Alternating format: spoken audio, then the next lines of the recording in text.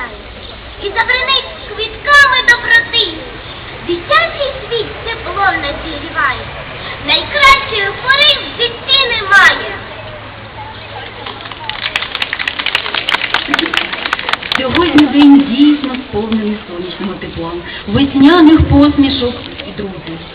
І це не диво, адже нам всім є чому радіти. Уроки закінчилися і попереду тепле літочко, пора канікул. Це попереду, а сьогодні шкільна родина разом. Прийміть вітання, будь ласка, від хору молодшої школи. Вони нам дарують пісню «Останній дзвоник». Це Ютуб смотрела? Ну, она спела, вот это